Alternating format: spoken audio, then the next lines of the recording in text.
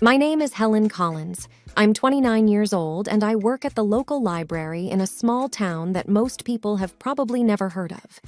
My life is simple, maybe too simple for some, but it's mine. I've always been the quiet type, preferring the company of books to the loud outside world. The library is my sanctuary. It's a small, old building with creaky floors and shelves that have seen better days. But to me, it's perfect. Every day, I open the library doors at 8 a.m., turn on the lights, and breathe in the familiar scent of books. It's a routine that never gets old. My parents passed away when I was young, so I was raised by my grandmother. She was a kind woman, always encouraging me to read and learn. But she's gone now too, and I'm all alone. No siblings, no close relatives, just me and my small world. Good morning, Helen.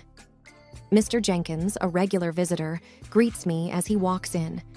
He's an elderly man who spends his days reading history books. Good morning, Mr. Jenkins. The new shipment of history books arrived yesterday. I've set them aside for you, I reply with a smile. Ah, you know me too well, dear. He chuckles, shuffling towards the designated shelf. The day goes on like this, with familiar faces coming and going. I help a group of kids find books for their school project, recommend a romance novel to Mrs. Harrison, and guide Mr. Thompson to the science fiction section. It's a quiet life, but I like it. I find comfort in the predictability, the routine. And then one day, everything changed. The day Jack walked into my life. He came in looking for a book, but I could tell he wasn't the regular library type. He seemed out of place with his crisp suit and confident stride. "Can you help me find a book?" he asked, his voice smooth and inviting. "Of course. What are you looking for?" I replied, trying to keep my composure. "It's a novel, The Great Gatsby, I believe." "Right this way," I said, leading him to the classic section. As I handed him the book, our hands brushed briefly, sending a jolt through me. It was a simple touch, but it lingered in my mind. "Thank you, Helen," he said, reading my name tag. "I'm Jack." "It's nice to meet you, Jack." That brief encounter marked the beginning of everything. The beginning of a love that I thought would last a lifetime. The beginning of a journey that would take me from the quiet life I knew into a world of chaos and betrayal. If only I had known then what I know now, maybe things would have been different. But life doesn't come with a warning label, and sometimes we just have to learn the hard way. After that first meeting, Jack began to visit the library more frequently. It was odd, considering he didn't strike me as the reading type. But every time he came in, he'd ask for a book recommendation and then spend a few minutes chatting with me.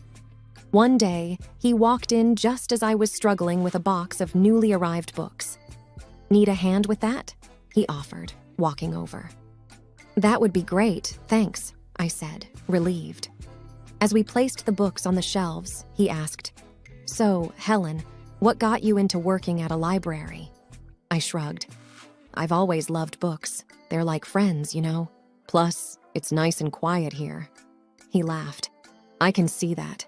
It's like a whole different world." Our conversations grew longer with each visit. I found out that Jack worked in his family's business, something to do with real estate.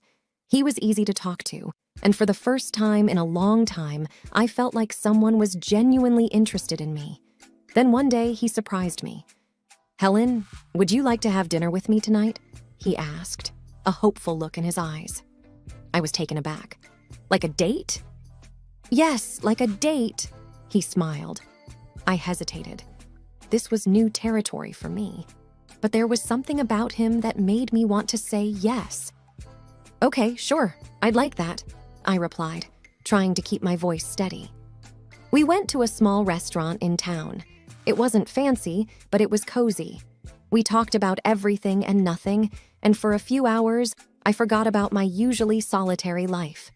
Walking home, Jack said, "I had a really great time tonight, Helen. You're very different from the people I usually meet." I didn't know how to respond, so I just smiled. He continued, "I'd like to see you again. Would that be okay? I nodded. Yes, I'd like that. From then on, we started seeing each other more regularly. He'd take me out to dinner or we'd go for walks. It was nice. For once, I felt like I was part of something more, part of a world that wasn't just about books and quietness. It wasn't long before I fell for him. Hard. He was charming and attentive, and he made me feel special. And when he proposed, I didn't hesitate. I said yes. Looking back, I wish I had seen the signs. I wish I had known that the charm was just a mask, a cover for something much less pleasant. But love has a way of blinding you, of making you ignore the warning signs. And I was very much in love, or at least I thought I was. After Jack and I got engaged, things started to change. It began with his parents. They didn't approve of me from the start. They thought I was below their son because I didn't come from money. The first time I met them, it was clear they didn't like me. We were at their house for dinner, and I was nervous. It was a big, fancy house, nothing like what I was used to. Helen, this is my mother, Margaret, and my father, Richard, Jack introduced. Nice to meet you, I said, trying to smile. Margaret looked me up and down. So you're the girl who works at the library. Yes, I am, I replied, feeling smaller by the second. Richard chimed in. Jack, couldn't you find someone more suitable? I felt like crawling into a hole. The dinner was long and uncomfortable. They made it clear they thought I wasn't good enough for their son. But Jack stood up for me, which made me love him even more. Before our wedding, they insisted on a prenuptial agreement. They said it was just a formality. I didn't have much to lose, so I agreed without making a fuss. Once we got married, I moved into Jack's house, which was actually his parents' house. They had given it to him as a wedding gift, but they acted like it was still theirs. His parents came over all the time, unannounced. They'd walk in and start ordering me around. Helen, make us some coffee, Margaret would demand as soon as she walked in. And I would, without saying anything. I didn't want to cause trouble. One day, Margaret pointed at the TV and said, Remember, Helen, in case of divorce, you can't claim this. It was like that with everything. They reminded me constantly that everything in the house wasn't mine. Jack started changing too. He wasn't the man I fell in love with. He started joining in on the jokes his parents made about me. One evening, I was trying to decide what to wear for a family event. I asked Jack for his opinion. This one makes you look less drab, he said, laughing. I was hurt. It was like he was a different person around his parents. He didn't stand up for me anymore. Instead, he laughed along with them. It was exhausting, living in that house. I felt like an outsider, an unwanted guest. I kept hoping things would get better, but they only got worse. The stress got to me. I started having stomach pains, bad ones. I tried to ignore them, but one day I collapsed at the library. I woke up in the hospital. The doctor said it was stress-related. I was in the hospital for a few days. Jack didn't visit. He didn't even call. I felt so alone. Then, one day, a notary came to my room. He had news. My great-aunt, someone I barely remembered, had passed away, and she had left me her fortune, $30 million. I couldn't believe it. I didn't even know what to do with that kind of money, but suddenly, I wasn't just the poor girl from the library anymore. When Jack and his parents found out, they came to visit. Suddenly, they were all smiles and sweetness. Darling, we're so happy for you, Margaret said, her voice dripping with fake concern. Yes, we're a family. We should support each other, Richard added. I didn't buy it. It was too much of a change. After they left, I overheard them talking outside my room. They didn't know I was listening. She's such a fool.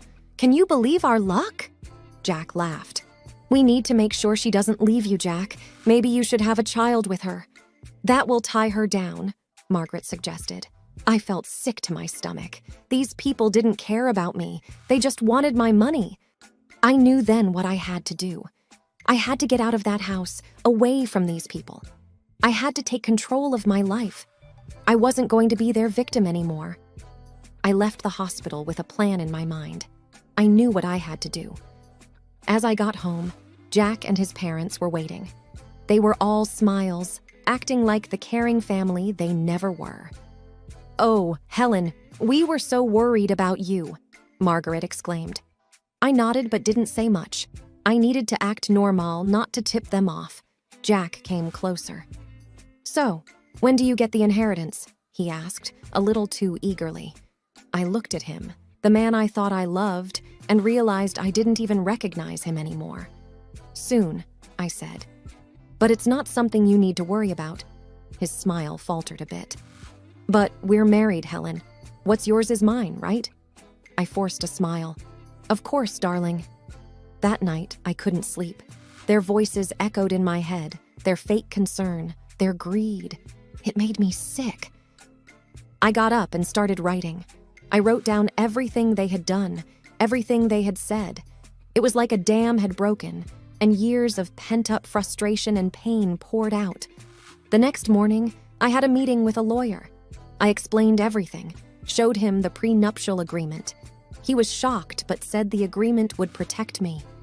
"You're doing the right thing," he assured me. When I got back, I found Jack and his parents in the living room. They looked up as I walked in. "There she is, our brave girl," Richard said with a smile that didn't reach his eyes. I sat down, clutching my purse. "I have something to say." They all looked at me, curious. "I'm filing for divorce," I said, my voice steady. The room went silent. Then Margaret erupted. "What? You ungrateful little—" Jack was on his feet. "Helen, you can't be serious. We love you." "Do you, Jack?" "Because I don't feel loved. I feel used." Margaret was fuming. "We'll sue you. We'll take half of your inheritance." I reached into my purse and pulled out a copy of the prenuptial agreement. "Actually, you can't. This says neither of us can claim the other's property in case of divorce." They were speechless. For the first time, I felt in control. I stood up. "I'm leaving. I don't want any of you to contact me." I walked out of that house, their shouts and insults trailing behind me. It was the hardest thing I'd ever done. But as I drove away, I felt a weight lift off my shoulders. I was free from their disdain, their manipulation. For the first time in a long time, I felt like I could breathe. I didn't know what the future held, but I knew it had to be better than the past. I rented a small apartment in the city. It was nothing fancy, but it was mine. For the first time in years, I felt a sense of peace. I was still dealing with the divorce, but I felt like I could handle it. One day, I got a call from the lawyer. "Helen, there's something you should know about your great-aunt's will." I was puzzled. "What about it?" "There's a condition. You need to use a portion of your inheritance for a charitable cause. It was your great-aunt's final wish." I was surprised. I had no idea. The lawyer continued. "She was quite the philanthropist. It seems she wanted to pass that on to you." I hung up the phone, deep in thought. My great-aunt had given me a chance to do something good. It felt like a sign, a push in a new direction. I started researching charities and causes. I wanted to do something meaningful, something that would make a difference. That's when I stumbled upon a small organization that helped women who were victims of domestic abuse. It struck a chord with me. I contacted them and set up a meeting. The woman I met, Linda, was passionate and dedicated. "We provide shelter, legal aid, and counseling to women who have nowhere else to go," Linda explained. I listened, moved by the stories she shared. "I want to help," I said, feeling a sense of purpose I hadn't felt in years. With Linda's guidance, I used a part of the inheritance to fund a new shelter. It was an incredible feeling, knowing I was helping other women find a way out, just like I had. A few weeks later, Linda invited me to the opening of the shelter. It was a small event, but the atmosphere was full of hope and gratitude. As people mingled, I noticed a familiar face in the crowd.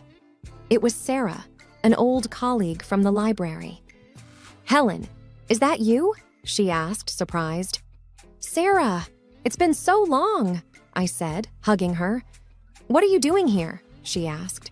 I told her about the shelter, about my involvement. She listened, her eyes wide. "That's incredible, Helen. I had no idea." "It's a new chapter for me," I said, smiling. We spent the evening catching up. It felt good to reconnect with an old friend. It felt like pieces of my life were slowly falling back into place.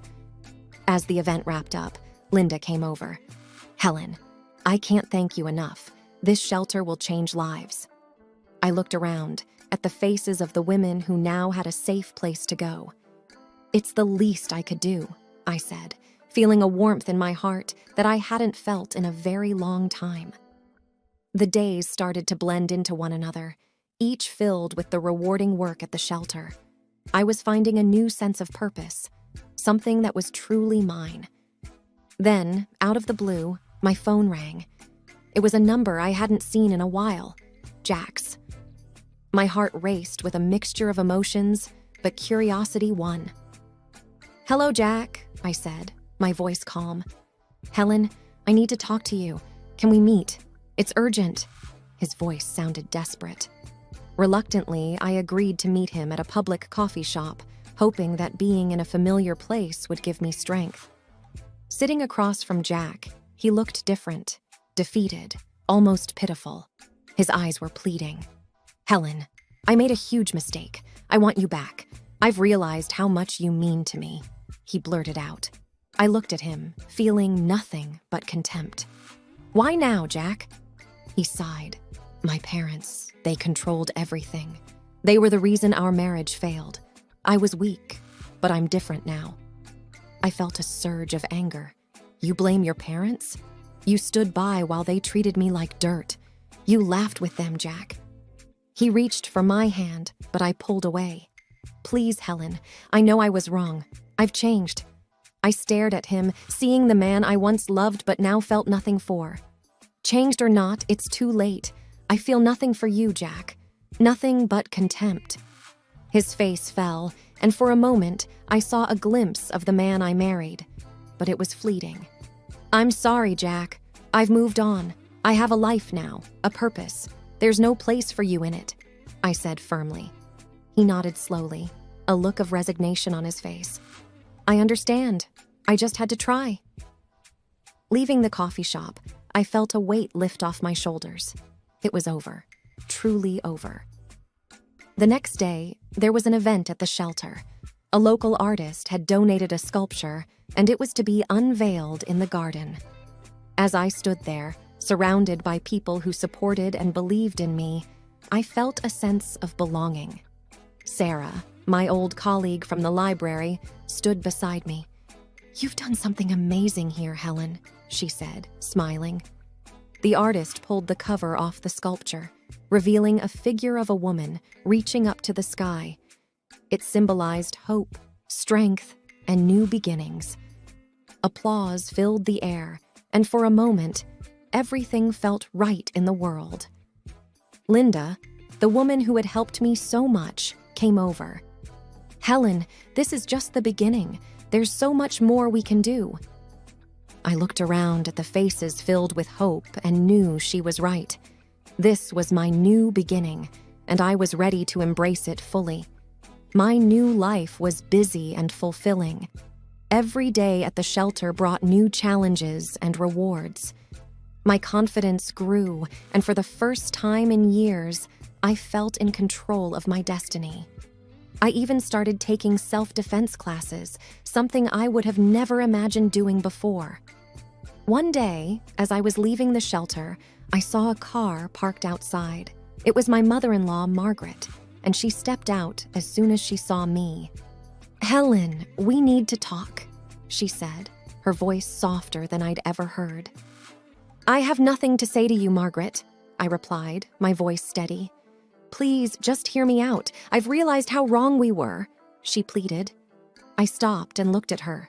She seemed genuine, but I couldn't forget the past. "What do you want, Margaret?" "I want to apologize." I treated you terribly. I've lost my son because of it, and I don't want to lose you too. You were like the daughter I never had," she said, her eyes glistening with tears. I felt a pang of something, sympathy, perhaps, but I pushed it away. "Margaret, you made my life a living hell. An apology won't change that. I've moved on, and I suggest you do the same," I said firmly. She reached out to me, but I stepped back. "Please, Helen, I know I can't undo the past, but I want to make things right." I shook my head. "It's too late for that. Goodbye, Margaret." As I walked away, I felt her gaze on my back, but I didn't look back. I had learned to stand up for myself, and there was no going back to the way things were. The next day, I received a letter from Jack's lawyer. He was contesting the divorce settlement. I wasn't surprised, but I was ready. I met with my lawyer, a sharp woman named Rachel. "He's got no leg to stand on, Helen. The prenuptial agreement is clear. He's just trying to intimidate you," she said confidently.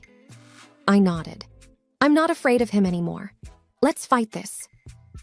The court date arrived, and I walked in with my head held high. Jack was there with his lawyer, and for a moment, our eyes met. There was a flash of the old Jack, the one I had loved, but it vanished quickly. The judge listened to both sides and then made her decision. The prenuptial agreement stood, and Jack's claims were dismissed. I felt a surge of relief and triumph. After the court session, Jack approached me. "Helen, I'm sorry.